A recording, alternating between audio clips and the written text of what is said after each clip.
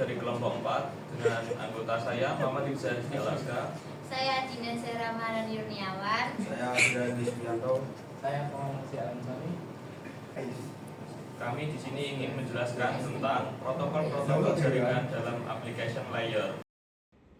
Application layer protokol itu merupakan lapisan yang atas dari protokol model Open System Interconnection atau biasa disebut model OSI, yang mana tugasnya itu mengatur segala sesuatu yang berhubungan dengan pertukaran data atau informasi antara pemakai software aplikasi maupun antara peralatan di dalam sebuah sistem.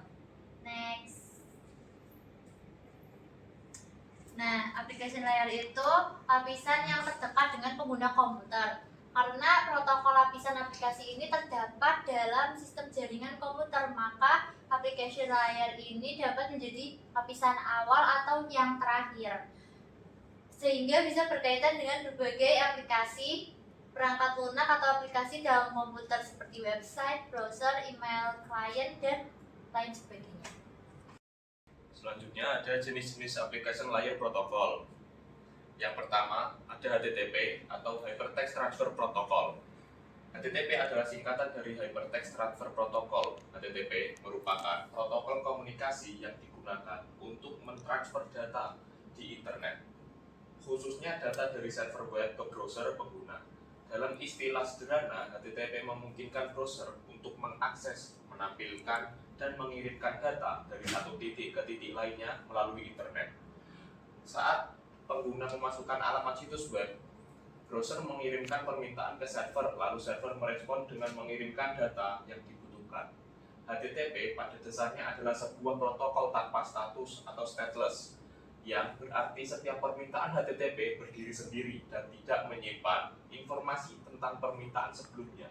Hal ini membuat proses pengiriman data lebih cepat dan efisien, meskipun terkadang kurang aman jika dibandingkan dengan protokol yang menggunakan sistem keamanan. Jenis-jenis yang kedua ada HTTPS atau Hypertext Transfer Protocol Secure. Protokol ini merupakan versi yang amannya. Terus protokol komunikasi dari World Wide Web, HTTPS ini mengkodekan data sesi menggunakan protokol Secure Socket Layer SSL atau Protocol Transport Layer Security. Fungsi HTTPS itu untuk melakukan enkripsi informasi antara browser dengan website server yang menerima informasi. Hal ini memberikan perlindungan yang memadai dari serangan penguping dan man in the middle attacks. Selanjutnya yaitu tentang FTP, File Transfer Protocol. Adalah protokol jaringan yang digunakan untuk mentransfer file antara komputer dalam jaringan lokal maupun internet. FTP bekerja dengan model server client, di mana server menyimpan file sementara klien mengaksesnya. Protokol ini menggunakan port 21 untuk komunikasi kontrol dan biasanya memerlukan autentikasi berupa username dan password. Meskipun beberapa server menyediakan akses anonim, FTP memungkinkan upload dan download file, pengelolaan direktori, serta mendukung transfer multi-platform. Meskipun efisien untuk transfer file besar, FTP memiliki kelemahan dan keamanan karena data, termasuk username dan password, tidak dienkripsi. Untuk mengatasi hal ini, protokol seperti SFTP, Secure File Transfer Protocol, dan FTPS, FTP Secure, dikembangkan untuk memberikan enkripsi dan perlindungan lebih selama proses transfer. Domain name system adalah sistem yang bertugas menerjemahkan nama domain yang mudah diingat manusia, seperti www.google.com, menjadi alamat IP numerik seperti 142.250.68.78 yang dapat dikenali oleh komputer dalam jaringan. Proses ini memungkinkan pengguna mengakses layanan internet dikenali oleh komputer dalam jaringan. Proses ini memungkinkan pengguna mengakses layanan internet tanpa perlu menghafal alamat IP. Cara kerja DNS dimulai dengan permintaan dari pengguna yang dikirimkan ke server DNS, di mana server ini mencari dan menerjemahkan nama domain menjadi alamat IP. Jika informasi tidak ditemukan secara lokal, permintaan diteruskan ke server DNS lainnya hingga alamat IP ditemukan. DNS terdiri dari beberapa komponen utama seperti nama domain, alamat IP, server DNS, dan zona DNS. Sistem ini memudahkan akses internet, meningkatkan efisiensi melalui caching data, dan memungkinkan fleksibilitas dalam pembaruan alamat IP tanpa mengubah nama domain. DNS merupakan fondasi peninggalan infrastruktur internet, memastikan koneksi yang cepat dan efisien antara pengguna dan layanan online. Untuk jenis protokol selanjutnya yaitu SMTP. Jadi apa itu SMTP?